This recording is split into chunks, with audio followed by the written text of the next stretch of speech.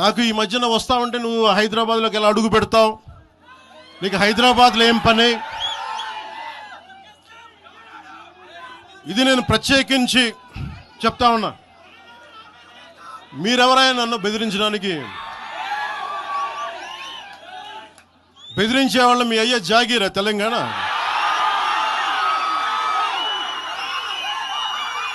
నా మీద దాడులు చేస్తా ఉన్నారు కదా.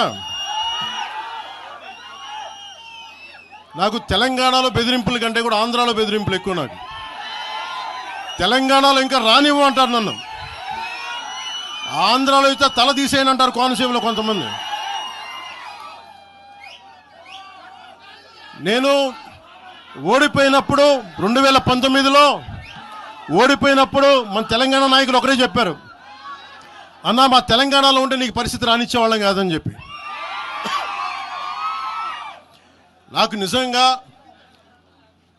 మీ అయ్యే జాగీరా. నేను ఒకటి మాత్రం పవన్ కళ్యాణ్ గారు గుర్తుపెట్టుకోవాలి, తెలంగాణ ఖచ్చితంగా తెలంగాణ భూమిపుత్రుల జాగీరు, తెలంగాణ భూమిపుత్రుల జాగీరే తెలంగాణ. ఇందులో ఎవరికి అనుమానం కూడా అక్కర్లేదు. 100% ఈ నేల కోసం కష్టపడ్డ వాళ్ళు, ఈ నేల కోసం పోరాటాలు చేసిన వాళ్ళు, ఈ నేల కోసం త్యాగాలు చేసిన వాళ్ళు, నెత్తురుతో తడిచిన నేల ఇది. ముమ్మాటికి తెలంగాణ ఈ భూమిపుత్రులు ఇక్కడున్న 4 కోట్ల మంది జాగీర్ ఇది.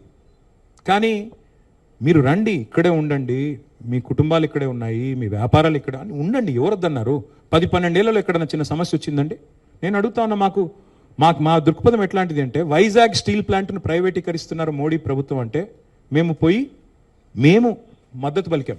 తప్పు ఇది మీరు చేస్తుంది, పబ్లిక్ సెక్టర్ అండర్టేకింగ్స్ని కాపాడాలని రిక్వెస్ట్ చేశాం. That is our philosophy.